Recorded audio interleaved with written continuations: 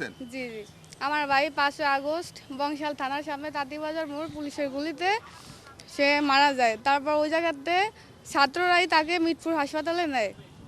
তারপর আমরা 6 আগস্ট সারাদিন খোঁজাখুঁজির পর আমার ভাইয়ের মৃত্যুর খবর আমরা শুনতে পেরে মিটপুর হাসপাতাল থেকে আমার ভাইয়ের লাশ আইনা আমরা আমাদের গ্রামের বাড়িতে দাফন কাফন করি। তারপর আমার ভাই যেহেতু ছাত্র আন্দোলনে মারা গেছে ওই ছিল, তাহলে আমার ভাইয়ের মৃত্যুর অবশ্যই আমরা বিচার চাই। এই কারণে আমরা মামলা করতে গেছিলাম।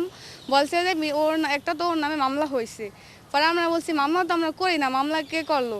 তারপর আমরা কাগজ দেখলাম যে মামলা করছে বাদী সে লোকমান, তাকে আমরা চিনি না, তার বাড়ি ভোলা। প্রায় 80 জনের নাম দেওয়া পরে 500 থেকে 600 জনের নাম অজ্ঞাতক দিছে, যাদের সাথে আমাদের কোনো সম্পর্ক নাই। মামলা দিছে। বড় কথা হচ্ছে আমার ভাই মারা গেছে মিটপুর হসপিটাল, সে দিছে ঢাকা মেডিকেল। আমার ভাই মারা গেছে 5 আগস্ট, সে দিছে 4 আগস্ট।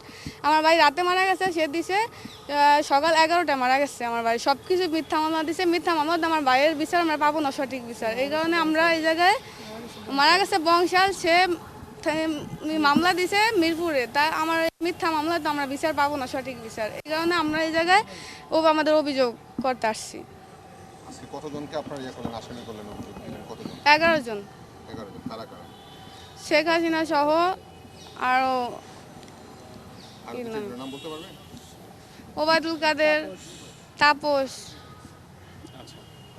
আপনার আরো ভাই ও তো কোথার স্টুডেন্ট ছিল ওই দিনের একটু ঘটনা বলুন তো। আমার ভাই হাফেজে পড়াশোনা করতো, নইরা বোধেশ্বর চাহেদ আলী হলো দারুস সুন্নাহ মাদ্রাসায় পড়াশোনা করতো আমার ভাই। এবারে রমজানে ওর হাফেজ হওয়া বের হওয়ার কথা ছিল। আচ্ছা, আমার ভাই ওর বয়স 18 বছর। ঢাকায় কেন? ও ঢাকা আন্দোলনে গেছিল, প্রথম থেকে ও আন্দোলনে ছিল। তারপর 5 আগস্ট ও গুলি খায়। পুলিশের গুলি? জি। কোন জায়গায় এক্স্যাক্টলি?